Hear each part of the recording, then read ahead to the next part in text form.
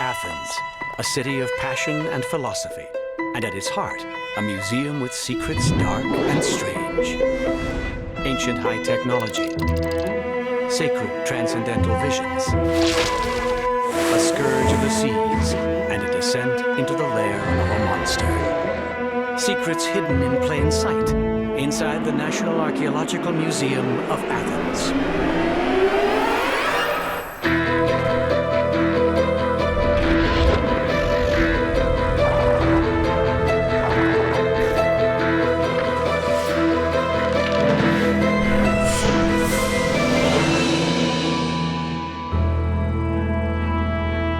The legacy of the Athenians is literally rock solid, proclaimed by the ancient limestone of the Acropolis.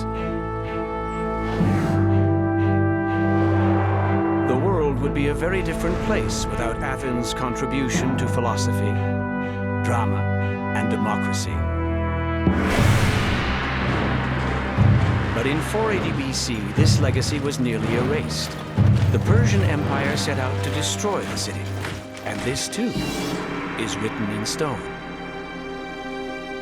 The inscription is lengthy, but the gist is simple. Abandon the city, women and children flee, all men to the oars. It speaks of fear and also of Athens' secret weapon. The tablet is known as the Decree of Themistocles. Themistocles, I think, is the most interesting person in Greek history, and probably the most far-sighted. Themistocles realized that the Persian Empire was eager to capture Greece. They had tried before, and he was sure they would try again. Unlike Persia, Athens was a democracy. In the public forum, Themistocles advocated for a new weapon. He was a fairly skillful politician, but he was definitely a statesman in terms of building up Athens with the fleet. Themistocles convinced his fellow citizens to pay for 200 warships, just like this full-size replica. The design is called a trireme, named for its 3 banks of oars. They power the trireme's primary weapon, a bronze-tipped battering ram. Themistocles suspected the fleet would have to be built quickly.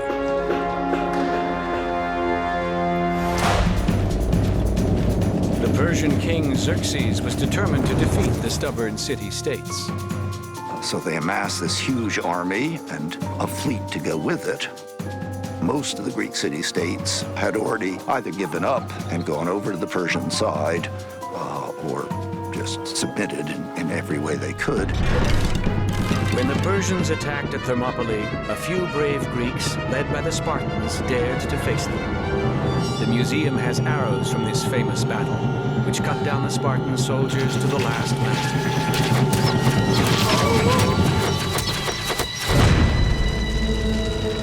When Xerxes marched into Athens, he set the city alight. But thanks to Themistocles' decree, the people were gone. The Greek leaders now argued about what to do next. The leader of Sparta says to Themistocles, "You don't have the right to talk. You don't have a city anymore. Look, Athens is burning." And Themistocles said, "But I have 200 ships. And those ships are going to give me back Athens, our city." The 200 triremes were ready for battle. But would they be a match for 1,000 Persian warships? Themistocles needed to even the odds. In the sea south of Athens, there is a narrow passage of water called the Strait of Salamis.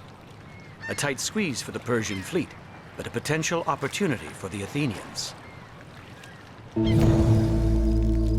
Themistocles sent an agent to Xerxes' camp with orders to lie to the Persian king, claiming that the Greek navy was about to escape through the Strait of Salamis. Xerxes took the bait. At sunrise, the legendary battle began. Where we are standing, Xerxes, the king of kings, the ruler of Persia, was following the battle. You have 250,000 men on about 1,000 ships. So it's an enormous battle. When the Persian ships started maneuvering, they were so large that one started colliding with the next. At no moment could the Persians use all their ships. The Persians sailed through the Strait of Salamis, right where the Athenians wanted them. The Greek triremes were smaller than the Persian, but they were faster and had a better maneuverability. You may think that Athens' secret weapon was the trireme's battering ram. But battering rams are only as powerful as the muscle behind them. This trireme replica has a theoretical top speed of 9 knots. That's the velocity required to break through a thick wooden hull. The Greeks will lose the battle if they can't reach ramming speed. The Greek rowers were free men. They look towards the southeast and they see their town burning. Those are free citizens who are fighting for their homes. We know the free Athenians rowed well enough because history records a defeat that cost the Persians dearly.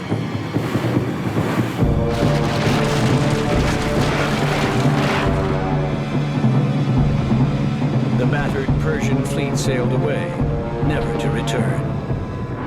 And King Xerxes beat a hasty retreat, his empire put to shame by a democratic city. Athens' legacy would live on. Her secret weapon was freedom. And what of Themistocles? Hailed as a hero, a few years later, many feared his growing influence. Some even plotted against him. The Athenians had a system whereby they not only allotted or elected officials, but they could unelect them. And they had a yearly opportunity to get rid of somebody. And they brought with them an ostrakon, which is the Greek word for a broken piece of pottery.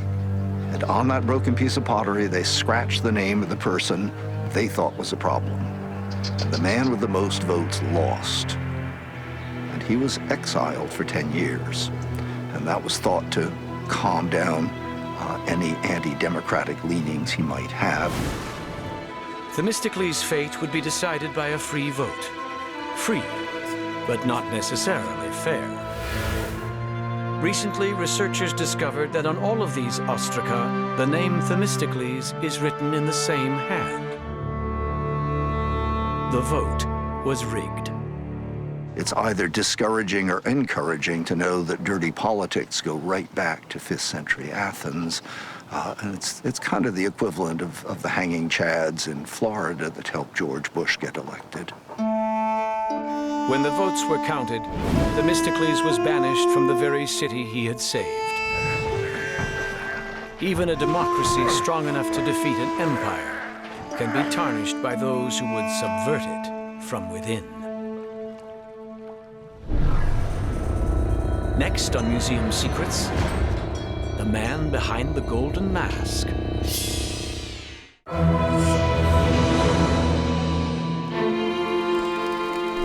When one enters the National Archaeological Museum of Athens, the first challenge is separating legend and reality. This is the statue of a real man, while this woman never was. Sometimes it's easy to spot a myth, and sometimes not so much. And then there is this delicately tooled face of the finest gold. Where he fits on the scale from legend to real is a museum secret. For the moment, we'll call him what the museum calls him, the Mask of Agamemnon. 3,000 years ago, the poet Homer wrote of Agamemnon in his saga of the Trojan War. After the Trojans are fooled by a gift horse filled with Greek soldiers, King Agamemnon leads the Greeks to a glorious and bloody victory. But by the 19th century, most scholars agreed that Homer's tales were fiction. One of the few dissenters was a German businessman and amateur archaeologist named Heinrich Schliemann. He believed firmly in Homer, and then he pursued his dream to uncover the world of the Homeric epics. Schliemann predicted the real city of Troy would be found in Turkey. He was right. His discovery astounded the world.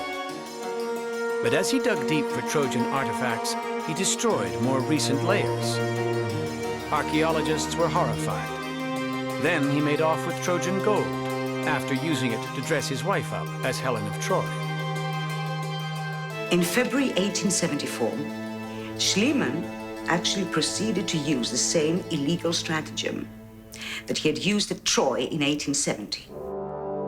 That is, without notifying the Greek authorities, he came out to Mycenae allegedly for a survey, but truly, in reality, to excavate.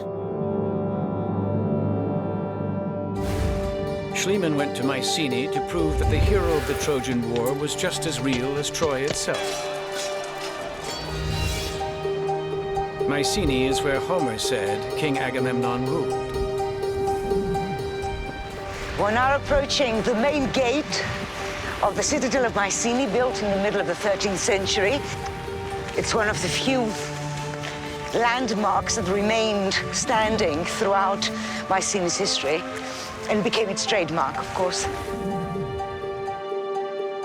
Within sight of the famous gate, in a Mycenaean graveyard, Schliemann believed he would find the remains of Agamemnon.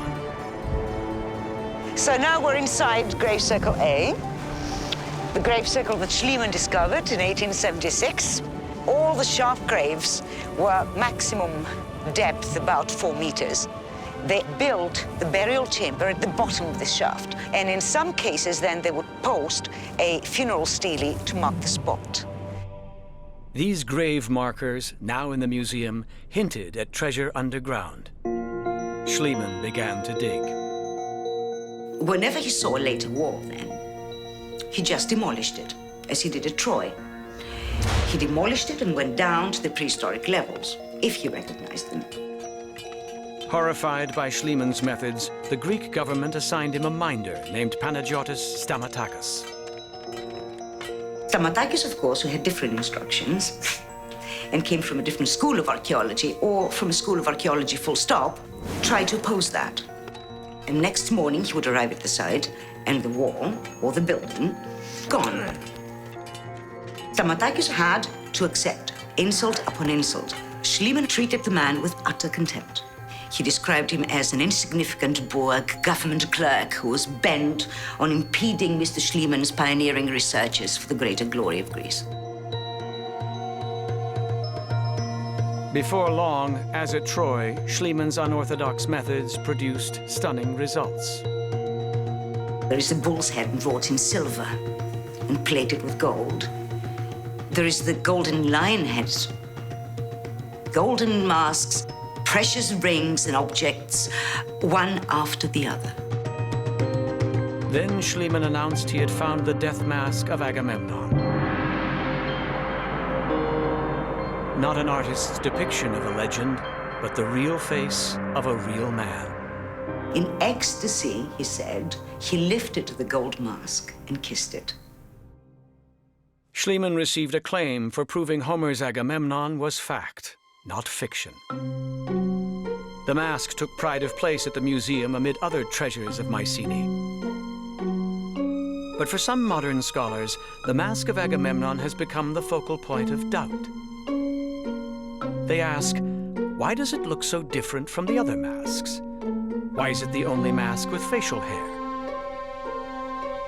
And some noticed that the mustache resembles a style popular among Schliemann's contemporaries, 19th century Germans. Scholarly papers began to use words like fraud.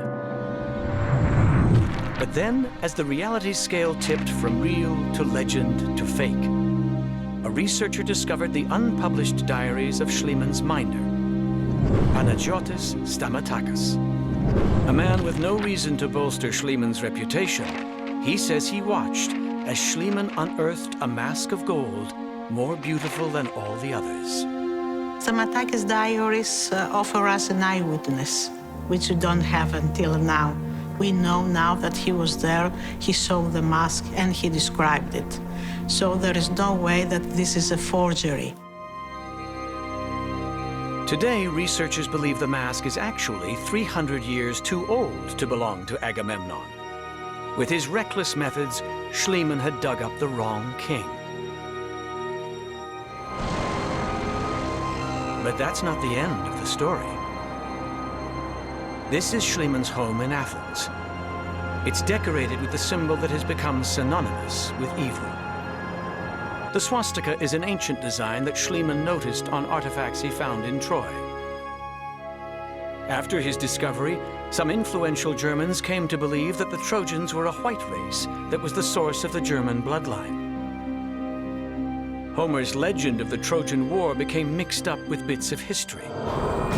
It was through Schliemann that the swastika made its way to the National Socialist Party. And his belief that Agamemnon was a real man who led his people to victory became part of the Nazi mythology.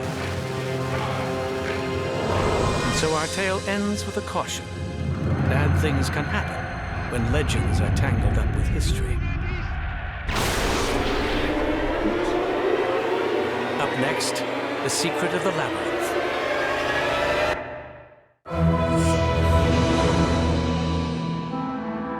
Some of the treasures in the National Archaeological Museum are best seen at night.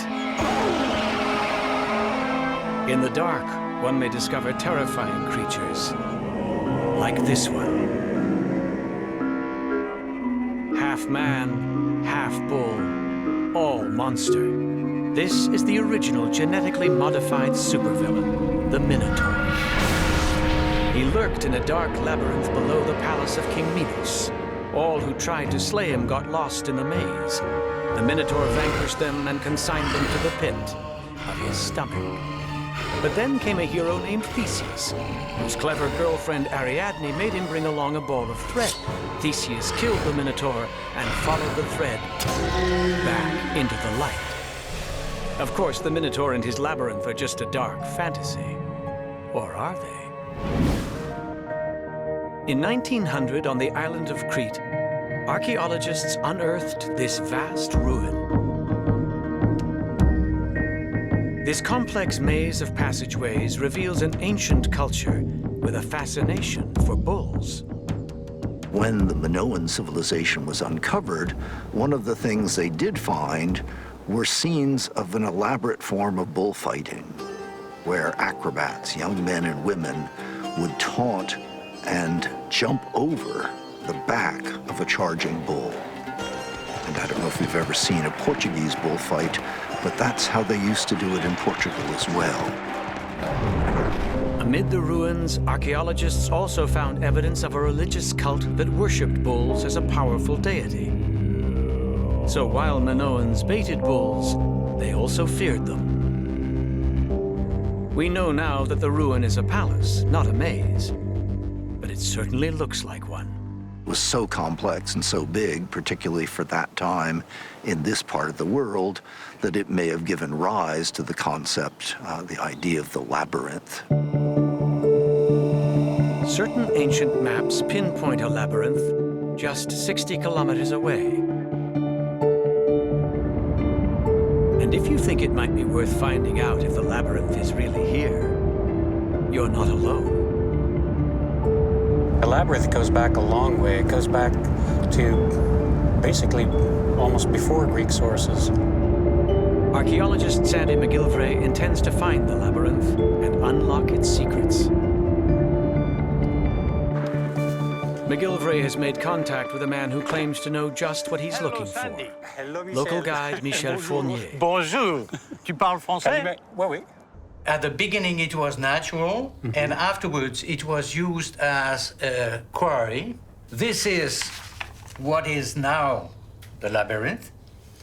This place is a new one, It has been built by the Germans. In World War II, when the Nazis occupied Crete, they enlarged the natural cave system to store munitions.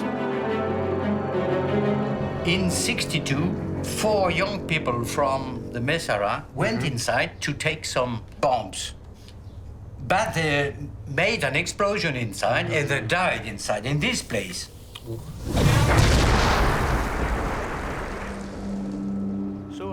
Today, with the permission of the Greek Ministry of Culture, McGillivray plans to enter the deadly caves. He is the first archaeologist to do so in more than 50 years. Oh, this is the entrance here. So this is the entrance. The way in was once much larger, but the Nazis sealed the entrance with explosives before their retreat. Here we are. Like the legendary Theseus, McGillivray and his guide descend into the labyrinth without a map. The stability of the tunnel is unknown.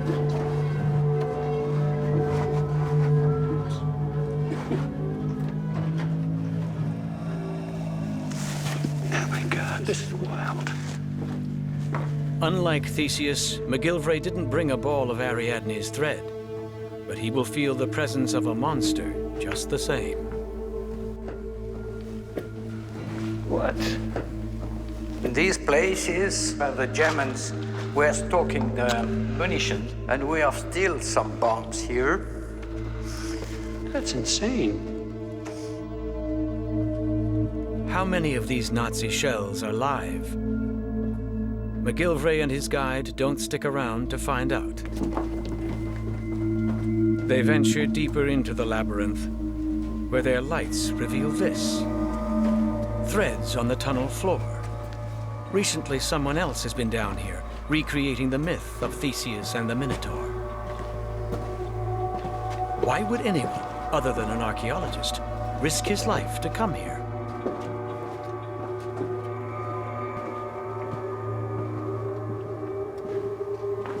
We are in the room which is called Trapeza. It is the end of the labyrinth. Many people come now to pray. They say, here in this place, there is a strange energy. There are many inscriptions on the walls from different moments of the history. You have here some swastika from the Germany.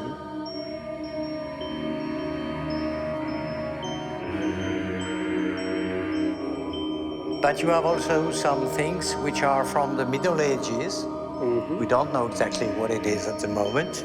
We It's need like a coat of arms. Yes, yes. But this is your work. You have to help everybody to understand. That could be a crusader shield. It's kind of a metaphorical thing, the labyrinth. The labyrinth is a place where you go in, encounter some kind of half divine, half human aspect, defeat it or not, and emerge victorious or not. There are here, in my mind, Right. the roots of humanity. Because everybody doesn't know it, but everybody is in a labyrinth, in his labyrinth, and he has to find the way out. And before we do, we must all enter the darkness to brave our own monsters.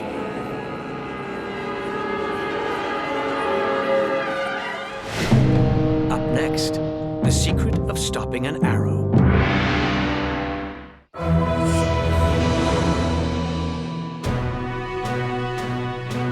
The National Archaeological Museum of Athens has no shortage of heroes, but only one of these tough guys took on the entire world. Alexander the Great. In the 4th century BC, he inspired fear in his enemies. In his legions, he inspired loyalty. In graduate student Scott Bartell, he inspired something else. I was and still am obsessed with Alexander the Great. Just, anything about him, I wanted to know about it. There's this very famous mosaic that was found in Pompeii of Alexander on his horse wearing this certain type of armor.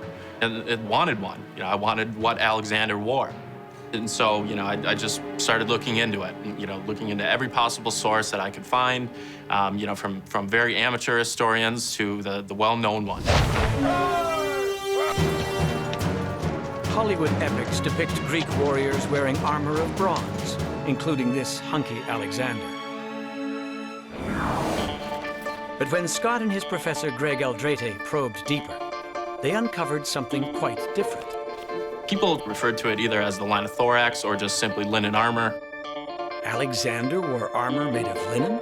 That just sounds wrong. And if the ancients did have some kind of linen armor, why isn't it in the museum? We have about 750 images of this armor in art, but the problem is none of them have survived till today because they're made of linen. So most of the available evidence is from images like this one on a tombstone of a Greek soldier.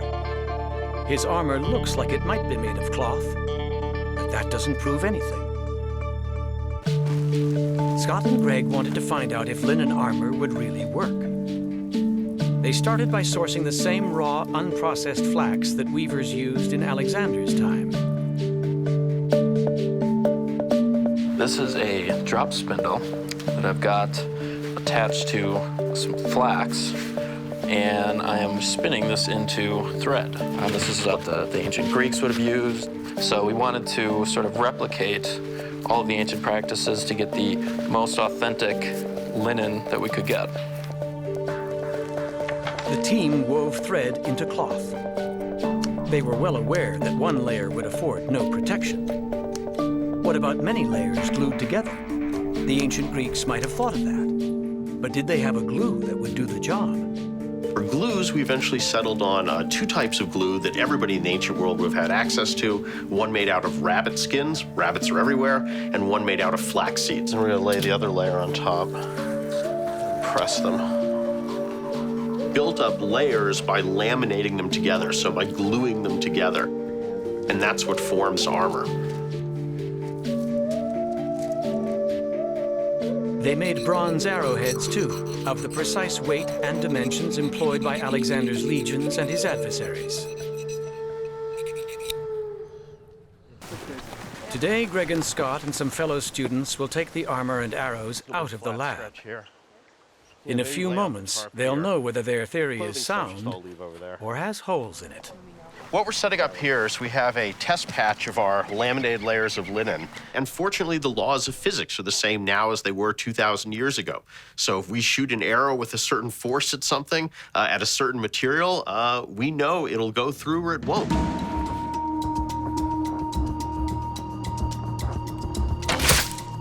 That's a good hit. Let's measure it. We actually had no idea. We had the same doubts as a lot of people that, you know, would fabric really protect you from a serious arrow attack? And we were quite surprised. All right. So with this one, depth of penetration there, not that much. Trick to the line of thorax is when an arrow hits it, because it's fabric, because it's a little bit soft, the whole thing flexes. And so the entire surface of the armor absorbs the energy of that incoming arrow. For comparison, they will fire several arrows at a sheet of bronze the same thickness as this ancient metal breastplate. The team assumes the arrow will bounce off the bronze. The result is shocking. In repeated tests, the arrow goes right through.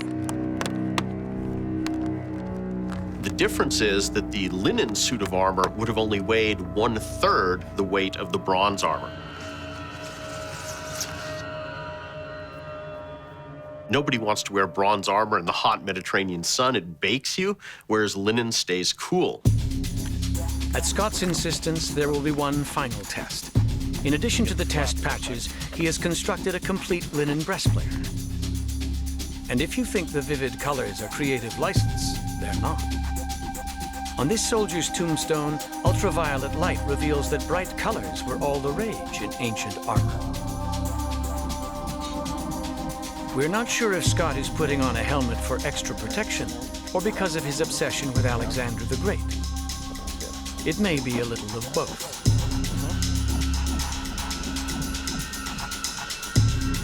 Greg takes aim at Scott from point-blank range.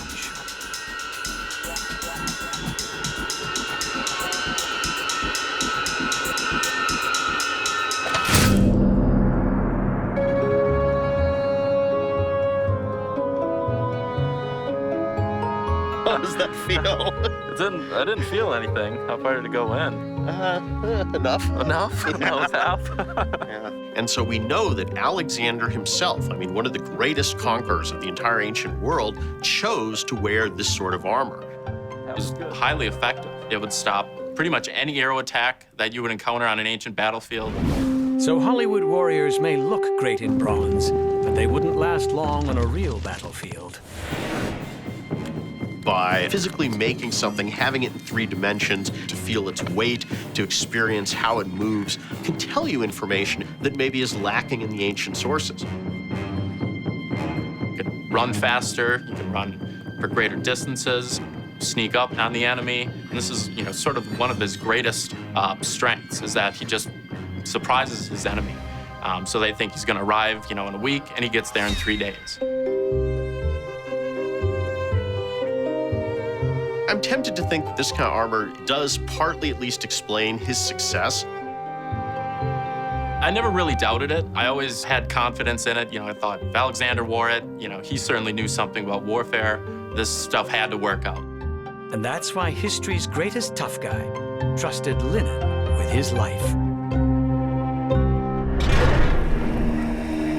Up next, a secret to kill for.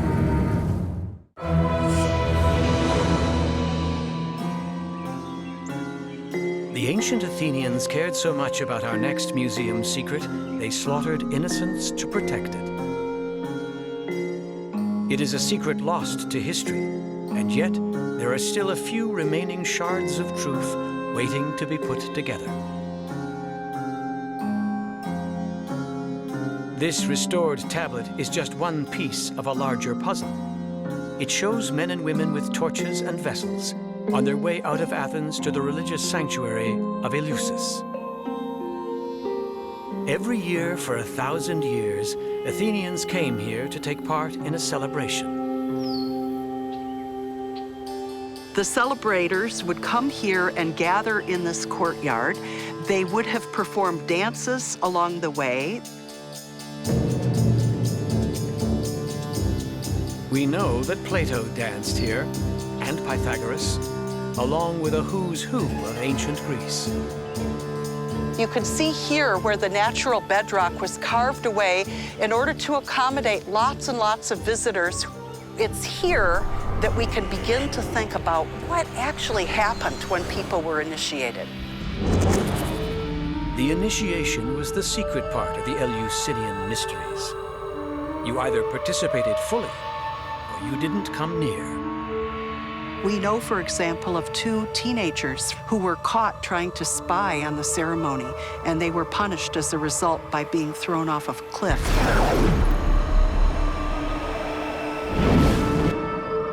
What went on here?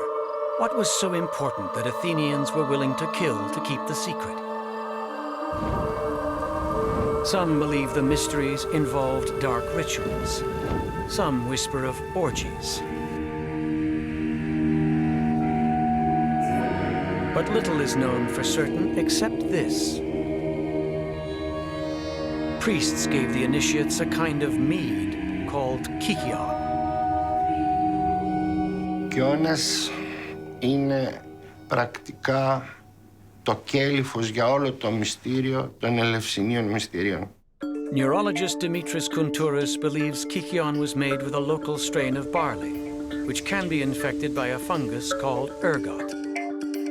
Ergot is a natural psychedelic, a precursor of LSD. Η διαδικασία είναι πάρα πολύ παλιά σε ό,τι αφορά την ερώτησή σας. Δεν τη βρήκανε οι Έλληνες. Υπάρχουν και σε άλλες κοινωνίες. Local people today still make a beer with hallucinogenic properties. The doctor conducts research to test their brain patterns and record their experiences. Και τα αποτελέσματα δείχνουν ότι οι περιγραφόμενες καταστάσεις των Ελευσινίων μυστηρίων και η έκσταση που ζούσαν οι άνθρωποι. Initiates claimed they experienced fear, followed by elation, and then lost their fear of death. But could a simple drink be the cause? Today, in the rainforests of Peru, shamans and their acolytes drink another plant-based psychedelic called ayahuasca, the vine of the soul. The drink takes seekers on a journey that can include frightening sensations. For others, feelings of overwhelming joy. Through closed eyes, many report visions of a divine mystery. The shamans value ayahuasca the way the Athenians valued kykeon. Ο κικαίωνας ούτε φάρμακο, ούτε θεωρείται, ας το πούμε, ναρκωτικό με τη σημερινή ορολογία. Θεωρείται ένα δώρο των θεών. But under the influence of kykeon, did the Greeks close their eyes and see their gods? In the darkness of the sanctuary, did they see anything at all? This stone depicts the experience of a blind initiate, the light that filled his mind during the Eleusinian mysteries.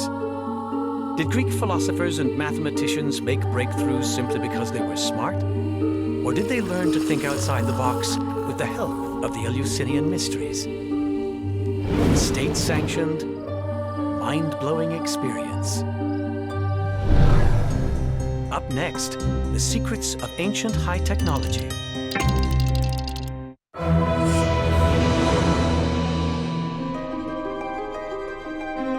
Our final museum secret begins not with an historic conqueror or a legendary king, but with a deep-sea dive in 1901, near the island of Antikythera in the Aegean Sea. One of them dived down, probably to look for sponges, and came up within a few minutes, absolutely terrified, the story goes, gabbling that he'd seen a huge pile of dead naked women on the seabed. So the captain of the boat goes down himself and realizes that these aren't naked women, it's a pile of statues. They can be seen in the museum today, bronzes of men and women and marble deities corroded by the sea. Researchers believe the statues were on a cargo ship that sank in the 1st century BC, tribute to a Roman emperor from his vassal states, which then included Greece. Along with the exquisite statuary, the divers recovered this.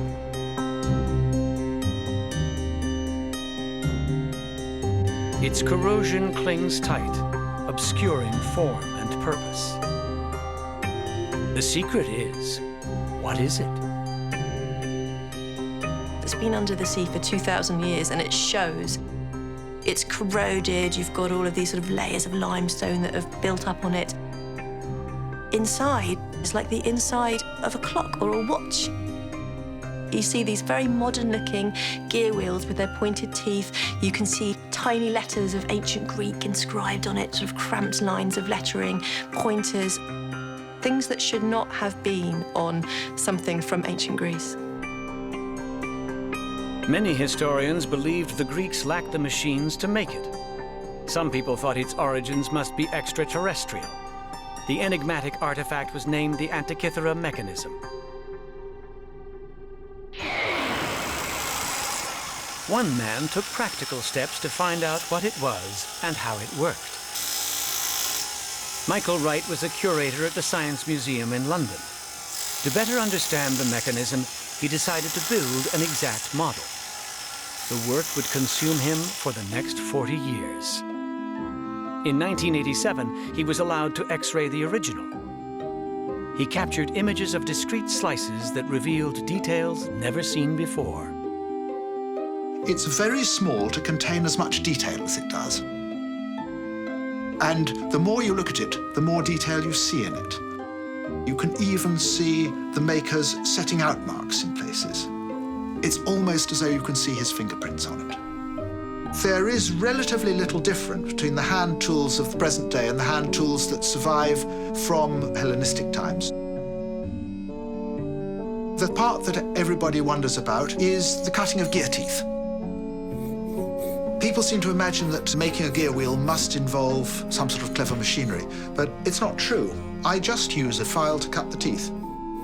The gear wheels produced that way are perceptibly less even than gear wheels cut by machine, but they're good enough. Wright duplicated every surviving cog and gear, then used them to extrapolate the missing parts. After years of effort, he created a complete working replica. We know the form of the dial plate itself because we've got this quarter of it, roughly, with an inner ring marked into 360 degrees for the zodiac. You see how the phase of the moon changes.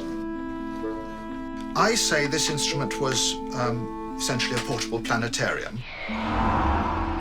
Well, the heavens would have been incredibly important to anybody living in ancient times. We look at clockwork and think, you know, we can make clocks, or we can make steam engines, we can build things to do work. That's the way we think about technology. But for the Greeks, it was much more about knowledge, about wonder, about getting closer to the gods. Watching the sky night after night, the Greeks noticed that the planets sometimes slowed down and even moved backwards. With their Earth-centered view of the universe, they explained these motions as circles within circles. I've got pointers for the 5 planets, Mercury, Venus, Mars, Jupiter, and Saturn as well. When the sun comes opposite the planet, in this case Mars, the planet should go retrograde. Mars is going forward still at the moment. The sun comes around, Mars is stopped. That's what we call first station. Then it goes backwards. Retrograde motion. The mechanism's interlocking cogs predict the motions of the planets with near perfect accuracy. And its predictive power doesn't stop there. On the back plate of the mechanism, a double spiral provides accurate predictions of the eclipses of sun and moon.